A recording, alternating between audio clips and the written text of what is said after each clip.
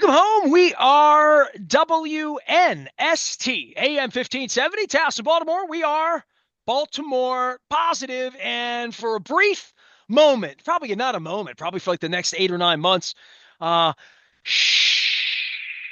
exhaling all things Ravens, inhaling all things Sarasota and Orioles. Luke Jones joins us now. We are going to be doing a cup of Super Bowl 2 weeks from now. We have been cleaning out Ravens lockers and talking about Mark Andrews and Lamar Jackson and Eric DeCosta and draft picks and certainly Patrick Mahomes and Josh Allen. But we got baseball season here. Luke, first off, I mean, I know you've been in the purple bat cave here through the weekend and the ice and snow, and it's been chilly this week and like all of that. I do think it's a little bit of a come up for air time. A lot of our kindred spirits who have remained Orioles and Ravens and before that Colts fans for all of these years. The minute that the season's over, all the Mark Andrews, Lamar, Buffalo, all that. It's, well, how many days till pitchers and catchers report? When's opening day? All of that. You are certainly one of those people. So I will open the door to say, let's not talk anymore about the football game last week. Can we do that for a couple minutes? Can we just like pretend it didn't happen? Yeah, let's just go from the team that can't get the job done in January to the team that can't get the job done in October, right?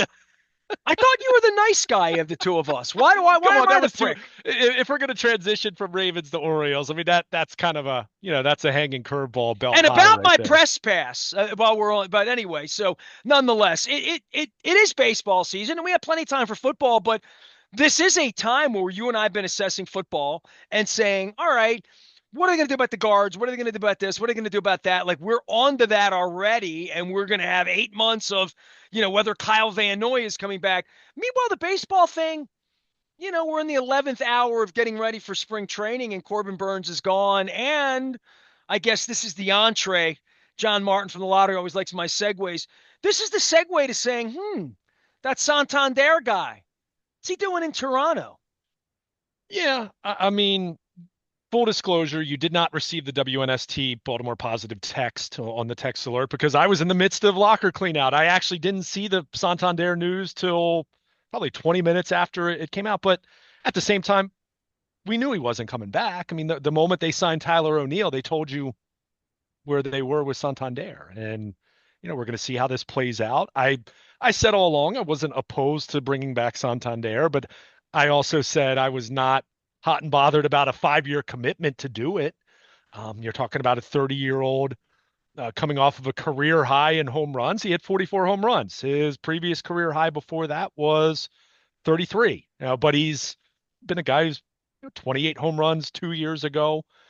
The walk numbers have gotten better over the last couple of years, but we're still only talking about someone with a career 307 on base percentage. I think his defense in right field, there's a discussion there, how much longer he's really going to be, an outfielder, corner outfielder rather than a DH or a first baseman. I still think that's probably his long-term position. So, they'll miss him from a standpoint of he was a good soldier. He's one of their core players that helped anchor the turnaround. He's made himself into a heck of a player. When you consider where he was, I mean, this was a Rule 5 pick back in 2017, and got better and went through a lot health-wise. He's stayed relatively healthy, although he was pretty banged up over the course of last season. So I don't want to belittle the player. I mean, Santander, he's been a guy that's been worth 2 or 3 wins above replacement the last few years. He's been a good core player for this team, but I don't think anyone ever looked at him over the last couple of years and thought, wow, that's a guy that you're going to build around long term. So, I think if put it this way, if Anthony Santander had been, more in the neighborhood of what they gave Tyler O'Neill, then okay. But I don't think Mike Elias and the Orioles front office view that as being the best long-term commitment you can make. So look, it's not my money at the end of the day. So I'm not going to sit here and pat them on the back over that. But if I'm trying to be in the mode of thinking as them, then I can understand not wanting to go 5 years with someone who's 30 and kind of has a skill set that doesn't necessarily age all that well. I think I think he's got 2 good years in him, and then we're going to see after that. But if you're Toronto, I mean, we talk about the Orioles and how the Orioles have been, quote, in on these guys, right? That's been Toronto's whole story the last couple of years, going back to Ohtani last offseason. So, Dude, they, I was in Toronto the night that they reported that Ohtani was on the plane coming to yeah, Toronto. right. I I mean, literally was there that night. It was mayhem. yeah. So, I mean, and look, the Blue Jays, and we've used the Blue Jays, we've held them up as a cautionary tale for the Orioles. I mean, the Blue Jays about 2 years, 2.5 years before the Orioles really started to turn the corner, they were perceived in a similar light, with Vlad and Bichette and all these young players, and you know they've had some success, but nothing in October, right? Nothing to write about in terms of postseason or anything like that. It's been abrupt for them when they've made it. So they wanted to do something clearly. They were another one of those teams that tried to get Juan Soto, but we've talked about this. What does it mean to try? What does it mean to finish second or third for every free agent, right? I mean, doesn't mean I'm questioning your effort, but if you don't land those guys, what does it really do for you? So they land Santander, he stays in the AL East. Certainly the Orioles need to be aware of that. Again, if it were a 3-year deal on those terms, I'd say, man, I really would have liked the Orioles to have been in on that. But, for a 5-year deal, and I think there's even I think there's a vesting option that in there too. I didn't get a chance to read all the Yeah, details, I'm wondering what the but productivity level is, and that in the baseball industry, we go back to Pat Gillick even saying to me 28 years ago, you don't want to be the person spending the most in the room on the least. You know what I mean? Like in a yeah. general sense, it's not, even if you have money to burn, it's not really money to burn. Um, and they burned through some money on pitching. Like I'm not, if I'm writing I don't know, not half written book of their off season, but I'd say they're at 75% of whatever they're going to do at this point in their off season to be Hmm. evaluated.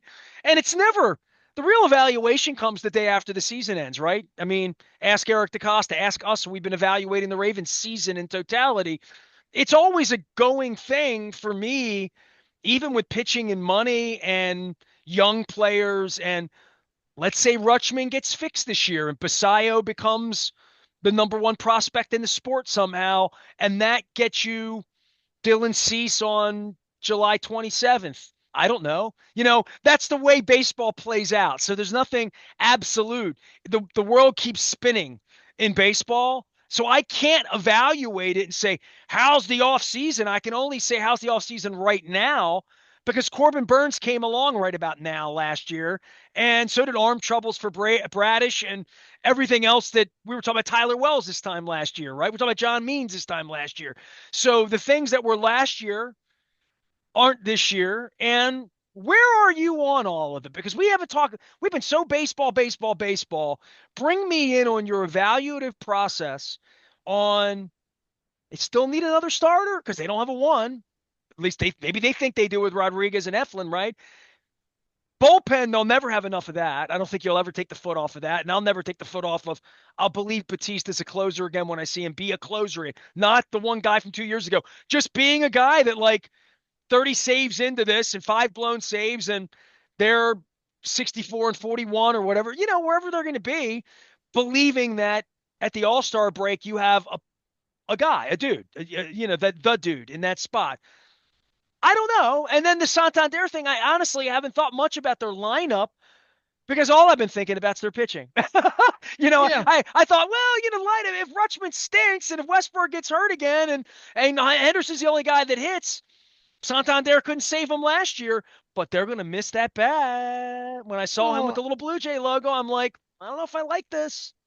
yeah. I mean, but at the same time, all I heard people complain about the last couple of years is the Orioles rely on the home run. Well, go look at Anthony Santander's splits. I mean, he was a 200 hitter through the first 2 months of the season, and over the last 2 months of the season, he hit 13 home runs, but he batted 209, right? So I hear everything you're saying, but But what I'm you're saying, okay with him departing. I just don't think they've replaced the offense or the pitching. In my mind, they're a little bit of a diminished team from where we left them when Corbin Burns was coming out every fifth. You know what I mean? Like I don't think yeah. they're a better team this week, late January. You have not, if you're sending me Birdland memberships and your Oh, Katie Craigs and your Doug, if you're I hear you. selling me on the off season, not just the buying tickets and David Rubenstein being a great guy and you and I using the money that I'm going to cancel today. I still haven't canceled my New Orleans trip to turn that into you and I going down to Sarasota for 4 or 5 days and running around and having a good time with baseball and doing our jobs professionally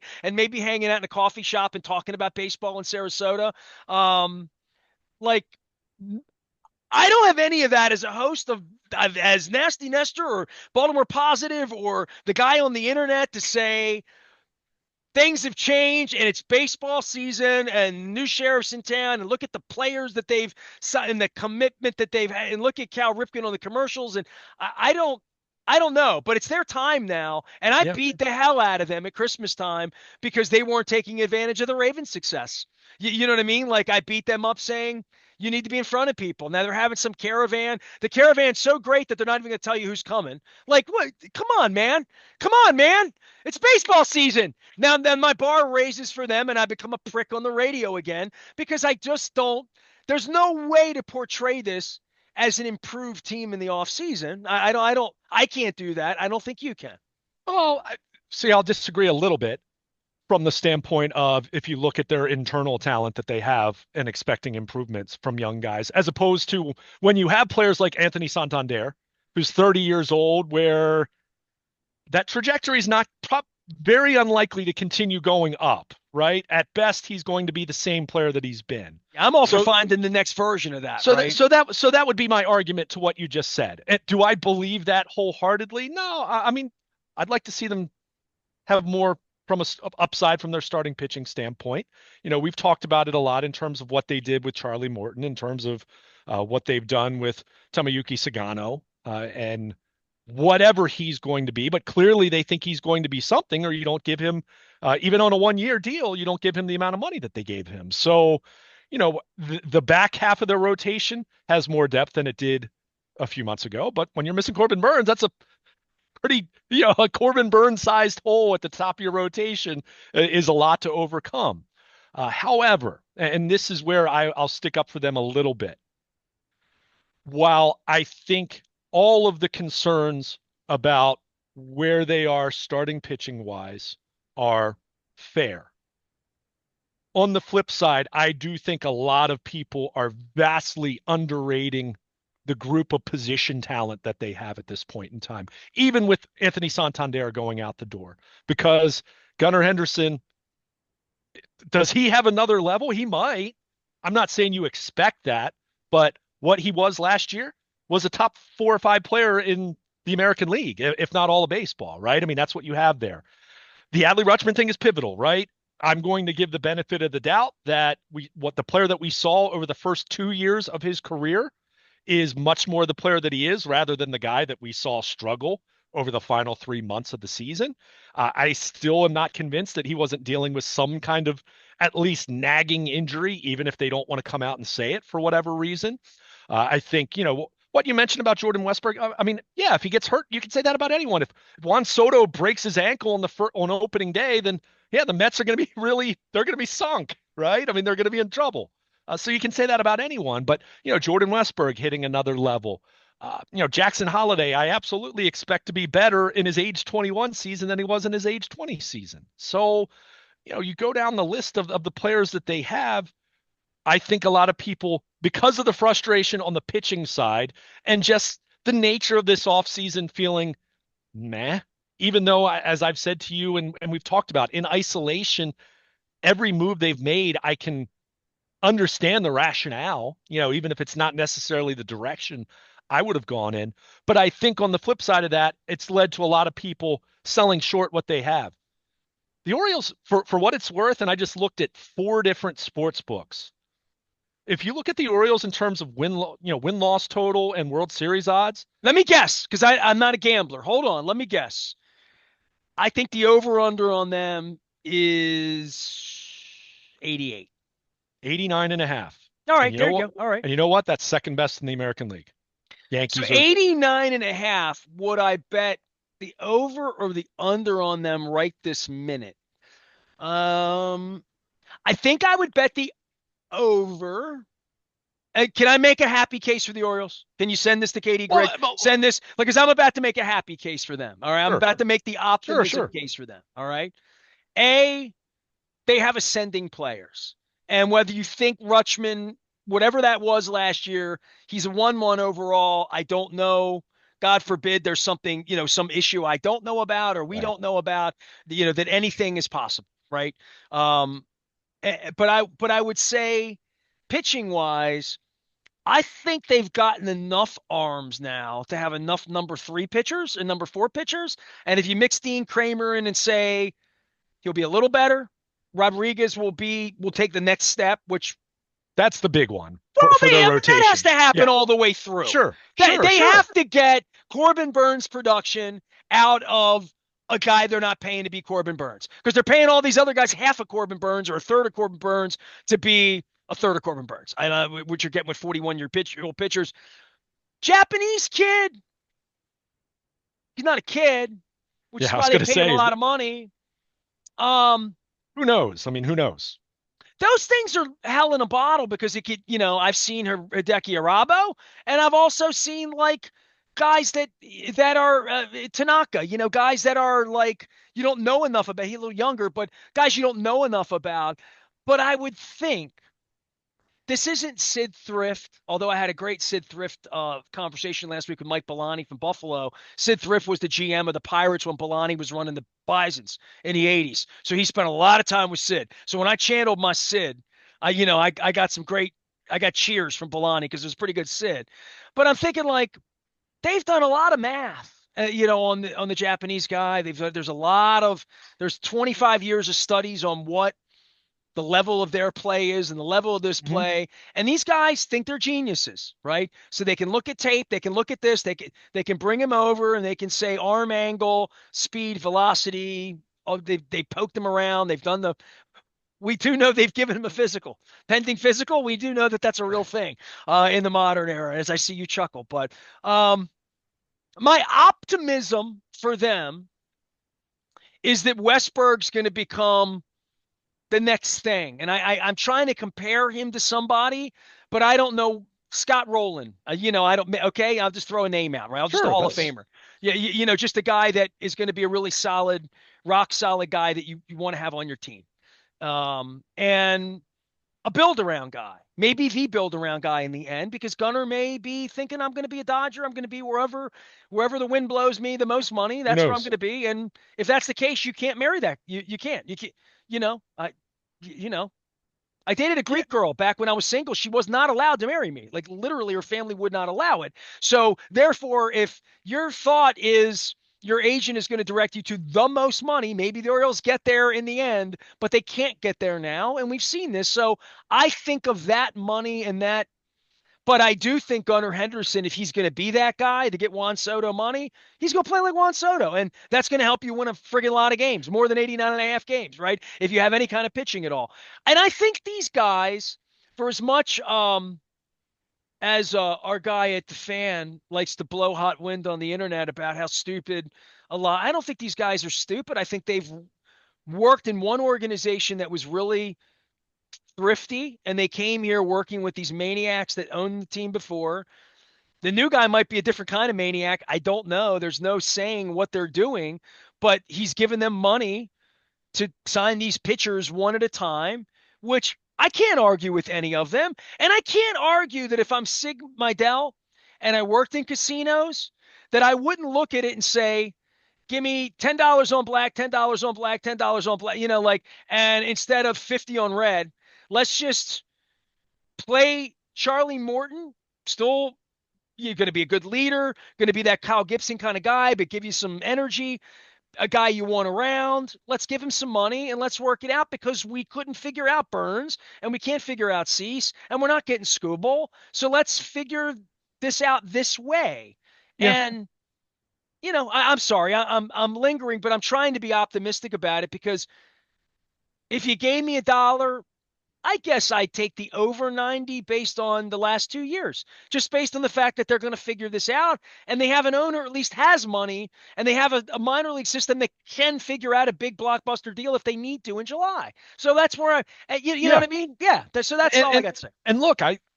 I don't think you're too far off there in how they're thinking about this. And look, when I bring up the win, the over under for wins, my point with that is Vegas still thinks this is going to be a good team, Dude, right? that's I a mean, barometer. this That's a isn't, yeah, barometer. Yeah, exactly. sure. It's just something It's to a look at. barometer So why to buy tickets because they're going to be a good baseball team. Fair enough. now I will say this, and I won't back down from this. And not that it played out because Corbin Burns did exactly what you thought he would, and you didn't play deep enough into the postseason to really even gauge it. But I do think as they're presently constructed, they are much more constructed to be successful in the regular season. But in October, I'm kind of shrugging my shoulders right now. Now, the bullpen, I think, is deeper than it was at this time a year ago. And that's fully acknowledging what you said about Felix Batista. But I think in terms of just what you have, because you brought back Sir Anthony Dominguez, closed games, did a good job for them for the most part over the final 2 months of the season. You still have Yenyer Cano. I think Gregory Soto is such a wild card for their bullpen in terms of he was not good in August when they got him. He wasn't good in Philly. That's why the Phillies traded him at the trade deadline, but was better in September. He's not, I think he'll be, I believe, 30 years old by opening day. So he's not so old to think that his skills are diminished.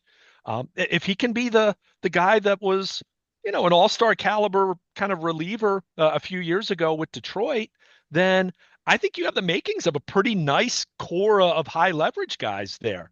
That's not even talking about Andrew Kittredge, who obviously they added, and even talking about like where does Albert Suarez fit in? Is he going to be your fourth or fifth starter, or is he a guy that transitions to, maybe a bridge guy that pitches the sixth or seventh inning for you a lot of nights? So the point is, I think their bullpen. I feel better about their bullpen now than I did a year ago at this time, and that's fully acknowledging that yes, there could, Felix Batista might not be Felix Batista at least early on in the season, but there's also to me, there's also no reason to think that he can't be effective for them. Even if that means he's not an all-star reliever, he should still be effective, right? There's been a long enough period of time. This isn't a rushed Tommy John rehab for him. I'm cautiously optimistic about Batista. So I like the bullpen more.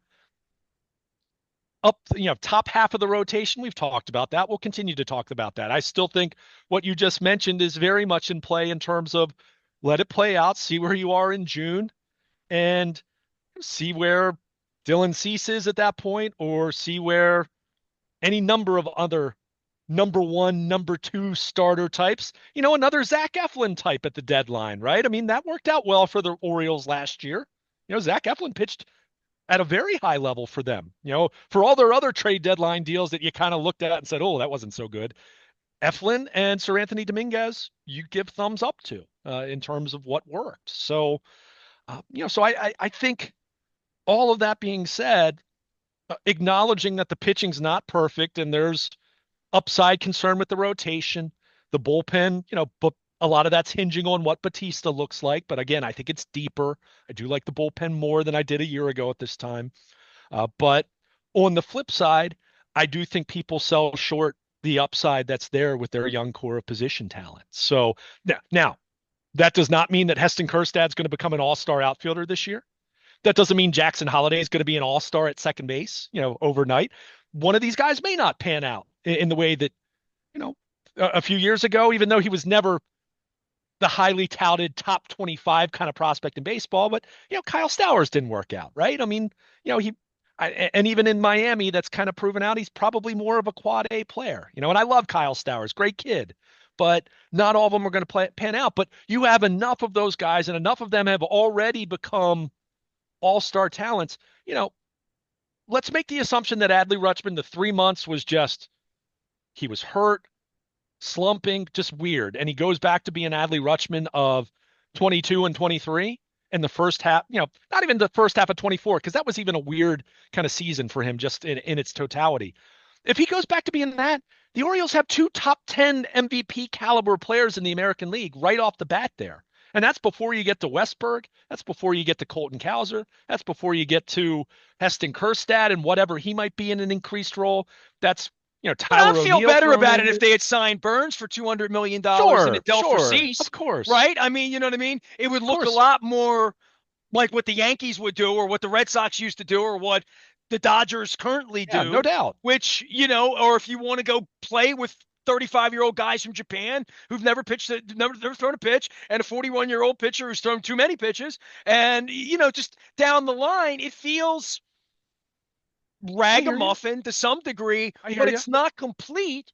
And if whomever this year's Dylan Cease or Scooble is, whoever that guy is that's on a contract or about to expire or would like to have Heston Kjerstad and three other bags of Basallos and whatever else you're going to do to bring in that kind of pitcher. I mean, what if the Tigers go in the tank this year and Scooble's good? I'm making things up, right? Right. You But never know. something's going to happen. Arms are going to fall off. Guys Mhm. are going to get hurt. Corbin Burns might have, you take a liner off the knee second week. Who knows, right? But for them, they're in a position financially and depth in the organization that if you already think, well, with Charlie Morton, we can be a 90-win team, we'll worry about it when the season gets going. Let's let some young guys, let the cake bake, let Russ Yeah. bake. Let's just let the season happen. We have a good manager. We have a good system. We have these veteran pitchers we brought in who have some semblance of a track record. We have this kid that might be Jim Palmer, like we're thinking of, think about him in those terms. We don't have five of them, but we have five guys that might be Yeah. Rich Dower and Doug DeCinces and, better than Rick Dempsey. You know what I mean? You might have three Eddie Murrays on this team by the time Holiday gets here. Like, you know what I mean? Like Westberg, Rutschman, Henderson, Holiday, Cowser, I'll throw him in for now because he can still be pretty good. I don't know. He's going to the Hall of Fame based on what He's I've seen. valuable when you account for his defense on top of what, you know, inconsistent offensive profile acknowledged, he's a pretty valuable player. All right, there's five guys right A there lot of that upside. all are going to get $100 million+ contracts when their time comes, no matter what they hit. Because in the bottom end, Westberg's going to hit 258 and hit 21 home run and be just okay. On the best side, he might hit 290 and have an OB, might go over 400 and like and a lot of these guys have speed you don't think about with Henderson and these guys that are Mhm. 30-30ish. Just freaky. We just buried Ricky Henderson. You might have two or three Ricky Hendersons on the team. Like Well, two years from I'll now. never say that because Yeah, Ricky right. Henderson is one of the all time greats. I You and agree I, with that. yeah. But your point is well taken, and that's the point I've been just trying to make in terms of summing up this offseason. Look, I'm not going to sit here and say that I've loved this offseason. I haven't, Nestor. I mean, it's been underwhelming to me.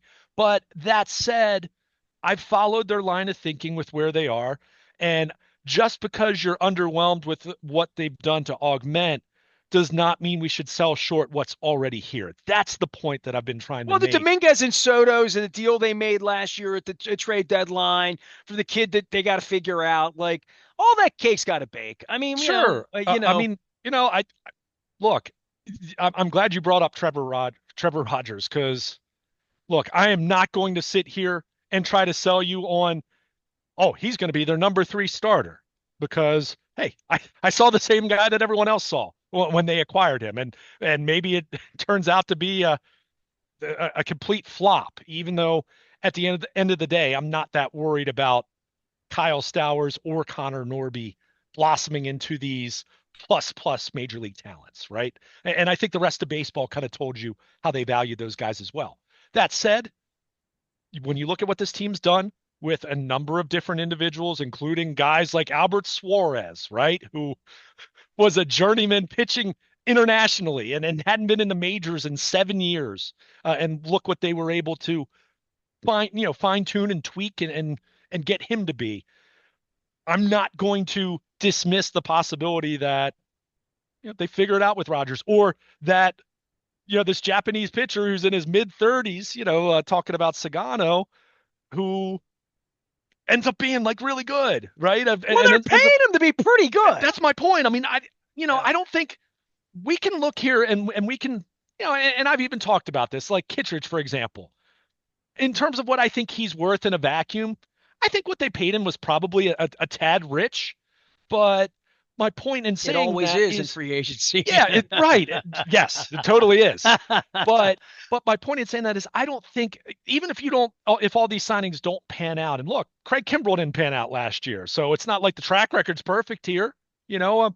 But But I give Anthony enough. Santander panned out for years and years and just got himself paid, right? So, Yeah, I mean he was a Rule 5 guy. I mean credit Dan Duquette for that. How many years did we bang on Dan Duquette as far as well, he this banged Rule on Dan 5? Duquette about Machado too, and Kramer's still going to make 24 starts this year. Yeah. So yeah, I mean that deal didn't end up, that was the best you could do, right? And Yusniel Diaz was kind of a, you know, lame, Dude, not if they had not gotten really a a hard really good worker. player, it would have turned into Trey Mancini or some guy to be gone by now Probably anyway. would have been gone anyway, right? I mean, I've already said to you, spitballing, if they do acquire a Dylan Cease, I wonder if Dean Kramer would be a guy that would be dangled, to that team in terms of like an upside back end of the rotation, not upside, high floor back end of the rotation guys. So, who knows how it's going to play out. But again, haven't loved the offseason. I'm not going to shy away from that. I'm not going to sit here and do cartwheels over it and say that they've improved their team dramatically or anything like that. That said, don't don't let that disappointment impact how you feel about the core of players that is in Or their place. chance to win a And World that Series, which is and that very and that legitimate. and that's why Vegas has them at the win total that they are, which hey, it's still behind. It's a few games under the Yankees. I hear that. They Yankees spend lost more. they spend more, but at the same time, the Yankees lost Juan Soto, and go look at the number of 30 something players the Yankees are depending on. We're talking about all these young guys popping. I will still take my chances in most cases. And again, I'm not talking about some fringe guy you bring up to the major leagues. We're talking about legit top 100 or top 25 prospects in baseball that a lot of these guys have been. I'll take my chances with some of those guys popping up against 30 somethings trying to fight off father time another year. I mean, we talked about this a lot with the Yankees, and at times it even hurt them last year, right? I mean, with some guys, that staying healthy and all of that. So do the Yankees deserve to be ahead of the Orioles in terms of win loss and AL East predictions right now? Sure. At the same time, I'll remind everyone that as underwhelming as the Orioles were down the stretch last year, how many games did they lose out to the division? A couple, right? I mean, it's not like the Well, Yankees. yeah, I'm trying to think this. I just Googled David Rubenstein in nursing homes to make sure that when I talk about a guy that ran nursing homes and was penny pinching dollars and stuff, I'm thinking to myself, let's see, we can spend 120 million or 140 million and win 90 games, or we could spend 300 million to win 94 or 96. Like the difference between spending all of that money and how many more wins you're going to Well, have when you spreadsheet it out and say, are we good enough and can we build it as we go? And can we put ourselves in a position to be very competitive in April, May, and June, be a plus 500 team, and hopefully stay healthy. Hopefully get some at bats for Holiday that makes him a real bait. Like see all that everything I just said as to why they're mhm, going to be better this year, which is they have all of these players that are ascending, position players that are ascending you hope. that could you hope stay healthy. They appear to be ascending. They have the Sure, right, pedigree. right, They have the exactly. pedigree to be the horse you look at in February and say, that horse can win the Derby in May. Yeah, And I would agree with all of this. So therefore, the fanboy in me says, load your ass up on the pitching and spend a lot of money like you said sure. you were going to do, because that's what Mr. Angelos's thing was always. Well, when they get here, we'll spend, we'll buy, throw the arms, buy the bat, whatever the philosophy is. We're good enough to win. Let's go all in. Doesn't feel all inish yet in that way for this year. But to your point, that's baseball. Nobody ever goes all in because unless you're a dying owner of the San Diego Padres and just throwing money around. I don't. Maybe you're a Or you're 74-year-old the Mets billionaire. Yeah, or you're the Mets, right, or or the Dodge. whatever. Well, the Dodgers. I mean, Dodgers, goodness, right, whatever. These are billionaires. So, like again, I'm sure. going to play the world's smallest, violin for all of them in a general sense. Yeah, But when it comes to being competitive in all of this, I do see the validity of not giving all the money to Corbin Burns for all these years for his arm to fall off, or Santander being the opposite of all these young players, which is, I don't want to say a diminishing player. I've watched a lot of baseball. He's going to be a diminishing player. Well, and again, hit a career high 44 home runs. Is he going to do that again? Is I'm he still waiting suddenly for a Brady Anderson to hit 50 yeah? again. And look, I love Anthony Santander, the person. I think for me, I would almost venture to say, you might miss that presence a little bit more than you do even trying to make up for the offense in the aggregate, expecting each of, four different young guys to be a little bit better than they were last year and trying to make up for that. And assuming Tyler O'Neill, who you signed to this contract, you clearly like, he's got to stay healthy. He's been a very productive player when he's been healthy, but that's been a question. So, but the now I've lost my train of thought. But I think when you just look at this team as it's presently constructed, I think even if you went into the season now, I think you'd feel. I think Mike Elias, let's say, maybe fans wouldn't feel this way because again, I get it. It's been an underwhelming offseason from an aesthetic standpoint, from a standpoint of Santander and Burns walk out the door, and what have you Well, the replaced them headline with? here is we But patched up the pitching and we hope the young guys are even better this year. yeah, That's the it story, kind right? of sort of is. But I will also throw out in the process of the moves that they've made, and again, you can sit here and say whether you liked them or not. They're 15th. They're projected to be 15th in payroll now. They're at $155.8 million is their I keep saying projected. 120, 140, 155. Okay. Yeah, yeah. So I and gotta say it right because I don't want to, I don't want to be stupid. I want to be and accurate. and this is and again, my big question is, are you spending that in the wisest way you can? I think that's certainly debatable. But I think where we need to remember, we're still, a little under a month out until spring training. And remember, at this time a year ago, Corbin Burns was not an Oriole. They acquired Corbin Burns a few days after the Ravens lost to the Chiefs in the title game. So we're still another week out from there.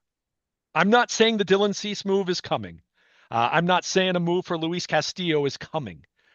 But that doesn't mean that move isn't coming, whether we're talking about next week or 2 weeks from now or a month from now, or to your point, and I think this might be the one that I would put the most money on right now if I were a betting man, that it could be in June or July, right? I mean, you let it take stock, but everything you just laid out about payroll, you talked about payroll and how much I'm going to spend to win this number of games compared to this number of games.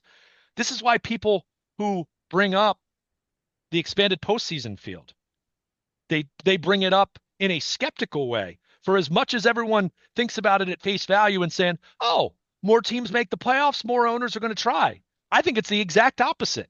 I think you have smart front offices, and the Orioles could be lumped in there if you want to. Have at it. I don't care whether you agree with it or not. But there are absolutely general managers out there who would say, so what's the baseline for us? If we want to get in as the third wild card, hey, let's aim higher, the first wild card, because then you get to play the wild card series at home like the Orioles did, right? Um, you know, the first round bye, we've seen how that's played out for a number of teams these last few years in terms of whether it's actually that much of an advantage or The not, Lions right? aren't happy with it this Yeah, week, I right. assure I you. mean, we see it in the NFL sometimes even. So all that being said, what's our, what's our number? What do we need to, how many wins do we need to hit to be the first or the second wild card? Understanding that if the stars align, we can be better than that and win the division. And understanding if we're ravaged, but completely gutted by injuries, it probably won't matter that we spend that much more money. Those same injuries are going to sink us either way, right? If we have that kind of a year where we lose that many pitchers or that many middle of the order bats, we're probably going to be screwed either way. Well, that The many point, pitchers would be last year. They better never have another year yeah, where they're losing I mean, if four they have number another ones, year like four that, then stars. yeah, they're going to be in trouble, right? And most teams are. I mean, the Dodgers, for as much money as they spend, still look at how their season played out last year. They still, I mean, you talk about a rotation that was held together by duct tape at the end of the year.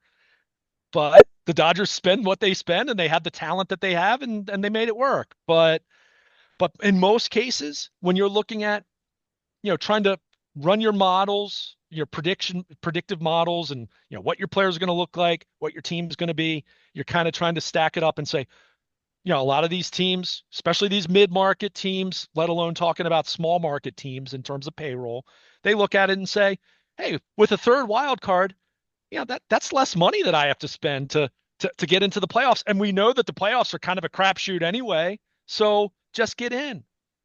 I'm not saying I like that. I wish more teams would try, for as much hand wringing as there is about the system being broken because of what the Dodgers and the Mets do.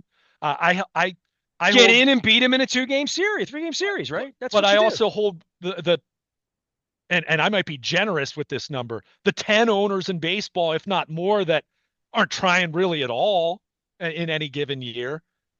But when you have an expanded playoff field, to me, it's the exact opposite of what Rob Manfred sells it as. Yeah, they get more TV money to split among the 30 clubs, but it also makes it easier to get into the playoffs. So why would I try? Why would I spend quite as much when I'm not going to necessarily be rewarded for that any more than just get in? Just get in, Lower and the I hope I floor, get baby. hot. That's all. That's Yeah, that's the game. Lower the seriously. I mean, floor. that's what I really think it is. And do I think some of that is at work with Mike Elias? Maybe, to a degree, to an extent. He's done the math on it. Yeah. So They look, I have mean, all their probabilities and statistics and analytics on all that too, right? now, all that being said, to bring it back full circle, because you said this at the beginning of our discussion, is that methodology going to inspire people to buy into your brand and buy 13 game packages and 26 game packages and They send 81? me emails every day, just so you know. It, Every day what I they've get a done this Birdland offseason, offer. has it done enough to really truly recruit people? No. That said, I also said at the beginning of the offseason to you, I think the Orioles need to do a better job of selling the young stars that they do have on their roster right now, and doing more than just the caravan, right? For example. So, but I also think a lot of this, you know, we've been over the territory of they botched their season ticket holder handling back in August. I think that had a negative impact on postseason ticket sales. The way that the team played over the last couple months of the season did not help. The ridiculous scheduling process that Major League Baseball has for those wild card round games that can be what, at 1, 4, or 8 o'clock, depending on what TV time slot they want to put them in.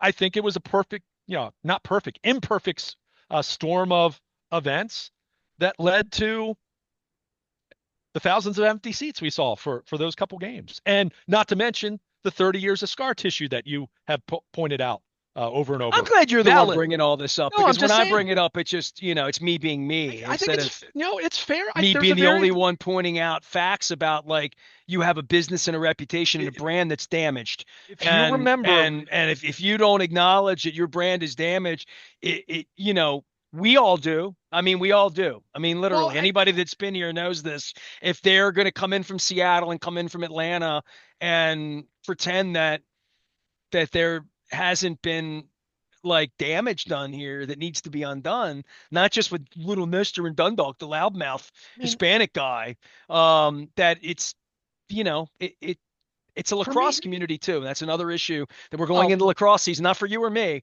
but for the rest of the world. It's lacrosse season for kids, parents, like all of that. I just always think like they need to be much more top of mind than you and I now spending 42 minutes of our sure. valuable airtime here talking about them, when we could be shoveling dirt on Lamar and Mark Andrews. And, like, how long will they do that at the Fan? I don't know. BAL's their partner or both, whatever. But, like, getting people, okay, football's over, Band-Aid, here's a hanky. That's good. Baseball starts. Let's go. Let's go. We have hope again. Like, we have Sure. hope again, right? Yeah, like, and we really do have hope. Like, we haven't had that. I've been Yeah. on the air 33 years. I still think this, 33 years. There have been maybe 5 years where I could sit here on January something and say they might be a playoff team. They should be a playoff team this year. They should be. I don't know. yeah, I mean, Better I look at not be. the full landscape of the American League, and who do you say definitively is better than the Orioles? Right now, I'd say the Yankees. Now, I don't think that's 12 games in the division. Run away with it. The division race is over in late July better, but I I think don't mean better. $200 million better. I only mean $150 million in better. terms of the rest of the American League, I mean, I think Houston's taken a step back. It very much feels like, right? I mean, when you look at, Well, I have John McClain on this week, and his last text to me was that he's pissed about the Astros. yeah, Weren't so interested in Santander to replace Tucker, and he wrote here, "I'm pissed." And he said, "I'm pissed." yeah, So when I got to get John on, I'll get that this week from you. right, right. Again, my point with all that is, they're still in a good spot. Is it as good as you'd like it to be based on the offseason? No. And I'll agree with that. And I'll do they need to, as an organization, from a business standpoint, need to work harder to recruit people? Absolutely. But I also said to you, going back 2 or 3 years ago, this was never going to be a light switch. It's a dial.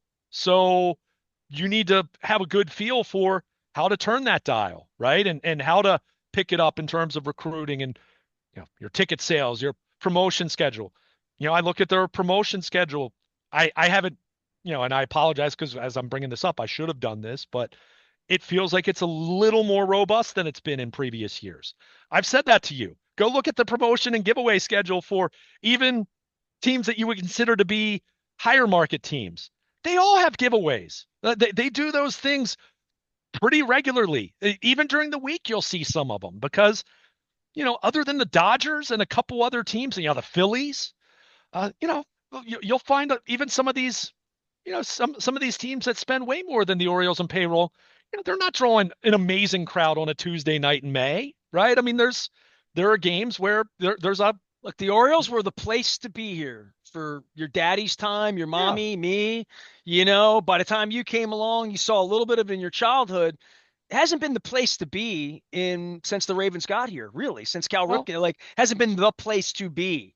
Maybe, yeah, maybe even in a playoff game in 2014 with Machado, but it wasn't the place to be last October on two afternoons in October with the yeah, bunting hanging and all the things, the visions of sugar plums that you and I have dreamed of having players like, Rutschman and Holiday and Henders, how bad you had to be to get those players, moving the wall back, moving the wall in, sure. dealing with the creepy owner for 30 years. Like, yeah, I'm past all of that. Let's go. Don, give me Yeah. a call. But Katie, give me a call. Let's sell some tickets. Let's have some fun down at the ballpark. but It's that's been too where, long. we've talked about this on the Ravens side. And again, I don't want to get too much into it as our conversations run as long as it has already, but you get to the point where you have to recognize you've got to work harder to recruit people. You've got to work harder to sell tickets.